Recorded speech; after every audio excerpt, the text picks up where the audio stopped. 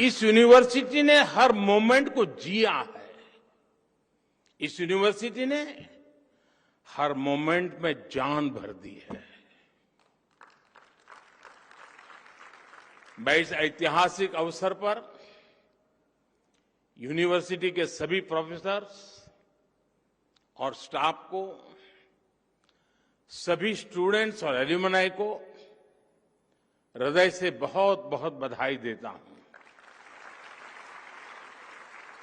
साथियों, आज इस आयोजन के जरिए यहां नए और पुराने स्टूडेंट्स भी साथ मिल रहे हैं। स्वाभाविक है, कुछ सदाबहार चर्चाएं भी होगी। नॉर्थ कैंपस के लोगों के लिए कमला नगर, हडसन लाइन और मुखर्जी नगर से जुड़ी यादें,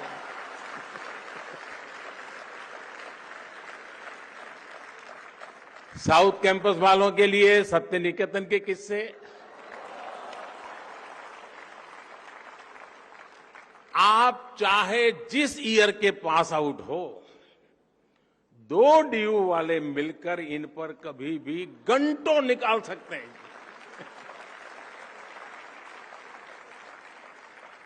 इस सब के बीच मैं मानता हूं, डीयू ने 100 सालों में अगर अपने एहसासों को जिंदा रखा है तो अपने मूल्यों को भी जीवंत रखा है। निष्ठा धृति सत्यम, यूनिवर्सिटी का ये ध्येय वाक्य अपने हर एक स्टूडेंट के जीवन में गाइडिंग लैंप की तरह है। साथियों, हमारे यहां कहा जाता है, ज्ञान वानेन सुखवान, ज्ञान वानेव जीवति, ज्ञान वानेव बलवान, तस्मात् ज्ञान मयो भव।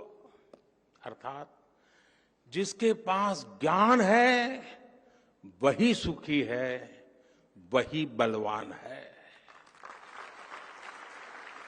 और वास्तव में वही जीता है जिसके पास ज्ञान है। इसलिए जब भारत के पास नालंदा जैसे विश्वविद्यालय थे, तब भारत सुख और समृद्धि के शिखर पर था। जब भारत के पास तक्षशिला जैसे संस्थान थे, तब भारत का विज्ञान विश्व को गाइड करता था। भारत की समृद्ध शिक्षा व्यवस्था भारत की समृद्धि की वाहक थी। ये वो समय था जब दुनिया की जीडीपी में बहुत बड़ा शेयर भारत का होता था। लेकिन गुलामी के सैकड़ों वर्षों के कालखंड ने हमारे शिक्षा के मंदिरों को, इन एजुकेशन सेंटर्स को तबाह कर दिया। और जब भारत का बौद्धिक प्रवाह रुका तो भारत की ग्रोथ भी थम गई। लंबी गुलामी के बाद देश आजाद हुआ। इस दौरान आजादी के भावनात्मक ज्वार को एक मूर्त रूप देने में भारत की यूनिवर्सिटी ने एक अहम भूमिका निभाई थी। इनके जरिए एक ऐसी युवा पीढ़ी खड़ी हुई जो उस समय के आधुनिक विश्व को ललकार सकती थी। दिल्ली यूनिवर्सिटी भी इस मूवमेंट का एक बड़ा सेंटर थी। डीयू के सभी स्टूडेंट्स, वो चाहे किसी भी कोर्स में हो, वो अपने संस्थान की इन जड़ों से जरूर परिचित होंगे। अतीत की ये समझ हमारे अस्तित्व को आकार देती है, आदर्शों को आधार देती है और भविष्य के विजन को विस्तार देती है। साथियों, कोई इंसान हो या संस्थान, जब उसके संकल्प देश के लिए होते हैं तो उसकी सफलता भी देश की सफलताओं से कदम मिलाकर चलती है। कभी डीयू में केवल 3 कॉलेज थे, आज 90 से ज्यादा कॉलेज है। कभी भारत की इकोनॉमी फ्रेजाइल के लिस्ट में थी, खस्ता हाल थी। आज भारत दुनिया की टॉप 5 इकोनॉमीज में शामिल हो चुका है।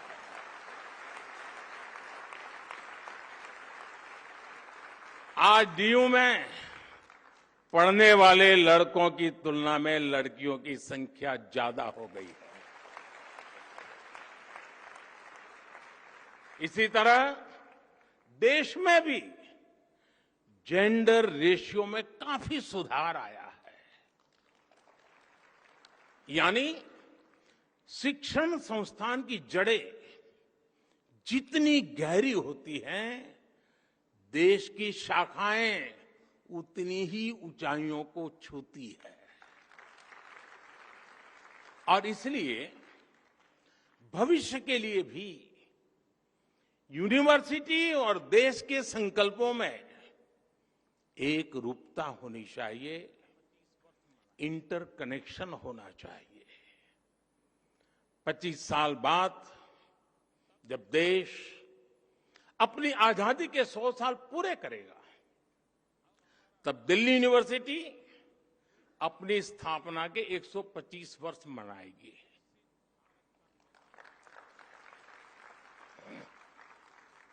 तब लक्ष्य था भारत की स्वतंत्रता। अब हमारा लक्ष्य है 2047 तक विकसित भारत का निर्माण।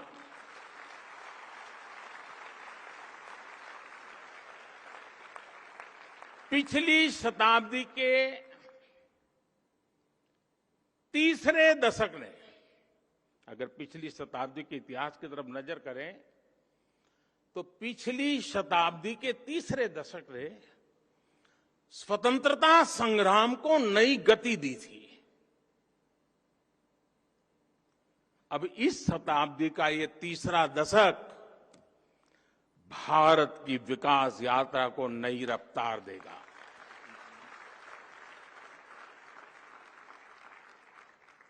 आज देश भर में बड़ी संख्या में यूनिवर्सिटी, कॉलेज बनाए जा रहे हैं। पिछले कुछ वर्षों में आईआईटी, आईआईएम, एनआईटी और एम्स जैसी संस्थाओं की संख्या में लगातार बढ़ोतरी हुई है। ये सभी इंस्टीट्यूट्स न्यू इंडिया के बिल्डिंग ब्लॉक्स बन रहे हैं। साथियों, शिक्षा सिर्फ सिखाने की प्रक्रिया नहीं है, बल्कि ये सीखने की भी प्रक्रिया है। लंबे समय तक शिक्षा का फोकस इसी बात पर रहा कि छात्रों को क्या पढ़ाया जाना चाहिए, लेकिन हमने फोकस इस बात पर भी शिफ्ट किया कि छात्र क्या सीखना चाहता है।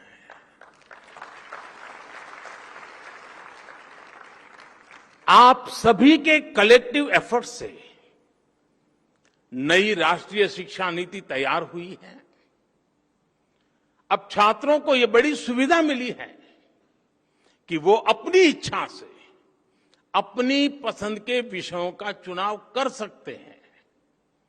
शिक्षण संस्थाओं की क्वालिटी बेहतर बनाने के लिए भी हम लगातार काम कर रहे हैं। इन इंस्टीट्यूट्स को कॉम्पिटिटिव बनाने के लिए हम नेशनल इंस्टीट्यूशनल रैंकिंग फ्रेमवर्क लेकर आए हैं। इससे देश भर के इंस्टीट्यूशंस को एक मोटिवेशन मिल रहा है। हमने संस्थाओं की स्वायत्तता को क्वालिटी ऑफ एजुकेशन से भी जोड़ा है।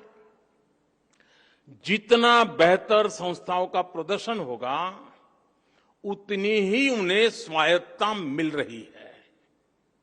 साथियों, शिक्षा की फ्यूचरिस्टिक नीतियां और निर्णयों का परिणाम है कि आज इंडियन यूनिवर्सिटी की ग्लोबल पहचान बढ़ रही है।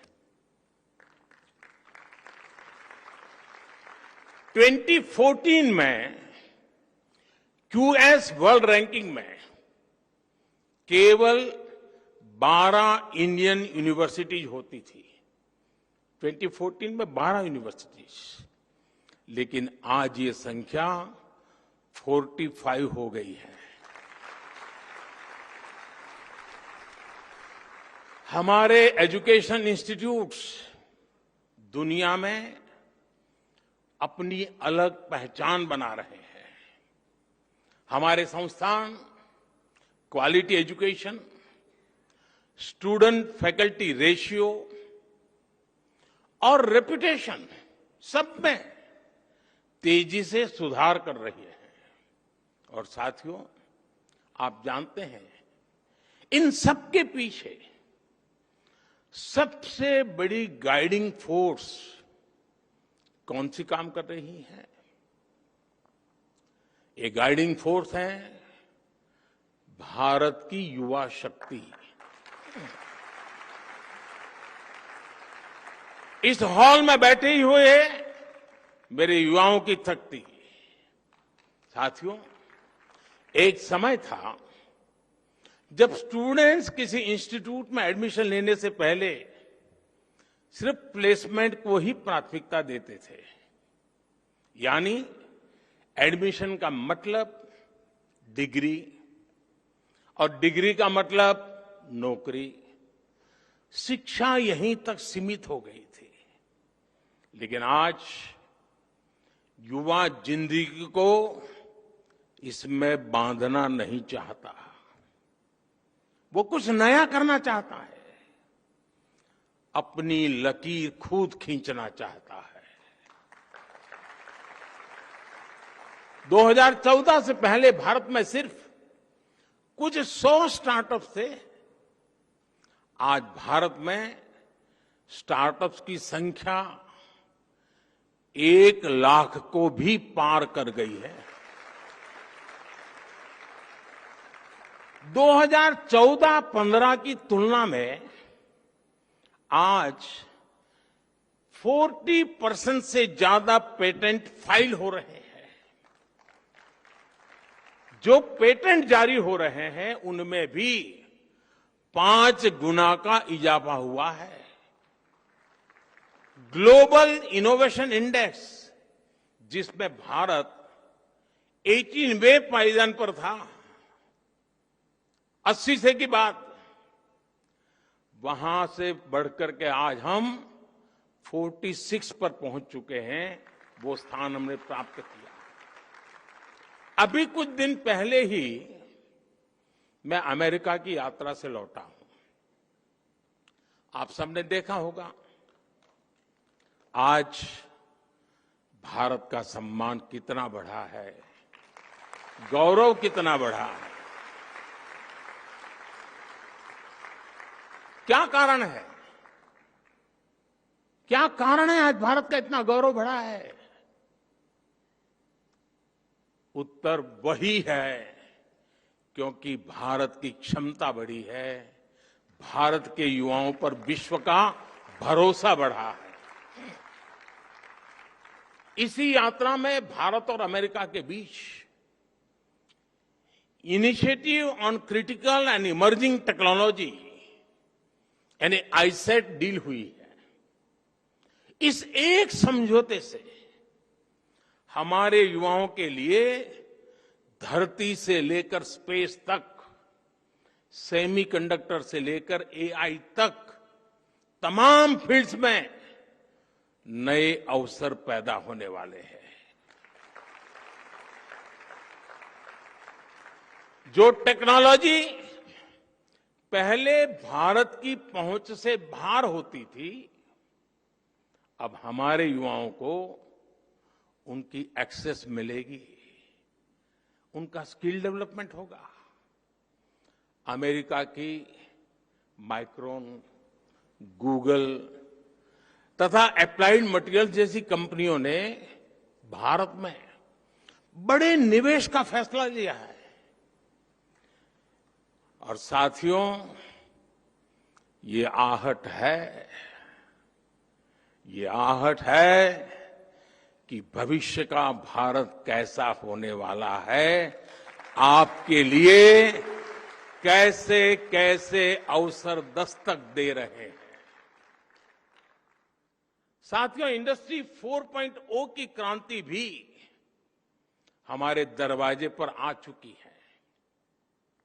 कल तक एआई और एआर वीआर के जो किस्से हम साइंस फिक्शन फिल्मों में देखते थे, वो अब आज हमारी रियल लाइफ का हिस्सा बन रहे हैं। ड्राइविंग से लेकर सर्जरी तक रोबोटिक्स अब न्यू नॉर्मल बन रहा है। ये सभी सेक्टर्स भारत की युवा पीढ़ी के लिए, हमारे स्टूडेंट्स के लिए नए रास्ते बना रहे हैं। बीते वर्षों में भारत ने अपने स्पेस सेक्टर को खोला है, भारत ने अपने डिफेंस सेक्टर को खोला है, भारत ने ड्रोन से जुड़ी नीतियों में बहुत बड़ा बदलाव किया है। इन सभी निर्णयों से देश के ज्यादा से ज्यादा युवाओं को आगे बढ़ने का मौका मिला है। साथियों, भारत की विकास यात्रा से हजारों युवाओं को, हमारे स्टूडेंट्स का कैसे लाभ हो रहा है, इसका एक और पक्ष है। आज दुनिया के लोग भारत को, भारत की पहचान को, भारत की संस्कृति को जानना चाह रहे हैं। कोरोना के समय दुनिया का हर देश अपनी जरूरतों के लिए परेशान था, लेकिन भारत अपनी जरूरतों को पूरा करने के साथ साथ दूसरे देशों की भी मदद कर रहा था। लिहाजा विश्व में एक क्यूरियोसिटी पैदा हुई कि आखिर भारत के वो कौन से संस्कार है जो संकट में भी सेवा का संकल्प पैदा करते हैं। भारत का बढ़ता सामर्थ्य हो, भारत की G20 प्रेसिडेंसी हो, ये सभी भारत के प्रति कौतूहल बढ़ा रहे हैं। इससे हमारे जो ह्यूमैनिटीज के स्टैंडर्ड्स हैं, स्टूडेंट्स हैं, उनके लिए अनेकों नए अवसर पैदा होने वाले हैं। योग जैसा हमारा विज्ञान, हमारी संस्कृति, हमारे फेस्टिवल, हमारा लिटरेचर, हमारी हिस्ट्री, हमारा हेरिटेज, हमारी विधाएं, हमारे व्यंजन आज हर किसी की चर्चा हो रही है। हर किसी के लिए नया आकर्षण पैदा हो रहा है। इसलिए उन भारतीय युवाओं की डिमांड भी बढ़ रही है जो विश्व को भारत के बारे में बता सके, हमारी चीजों को दुनिया तक पहुंचा सके।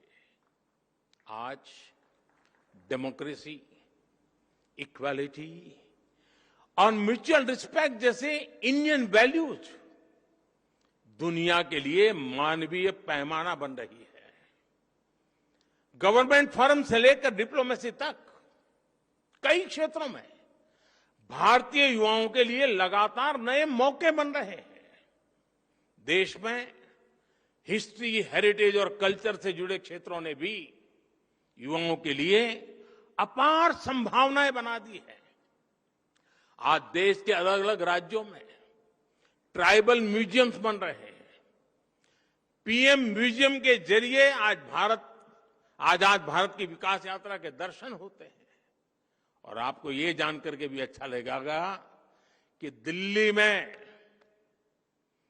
विश्व का सबसे बड़ा हेरिटेज म्यूजियम युगे युगीन भारत ये भी बनने जा रहा है।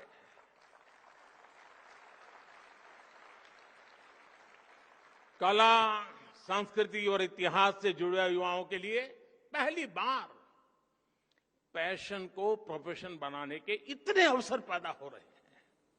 इसी तरह आज दुनिया में भारतीय टीचर्स की अलग पहचान बनी है। मैं ग्लोबल लीडर से मिलता हूं, उनमें से कई अपने किसी न किसी इंडियन टीचर से जुड़े किस्से बताते हैं और बड़े गौरव से बताते हैं। भारत की ये सॉफ्ट पावर इंडियन यूथ की सक्सेस स्टोरी बन सकती है।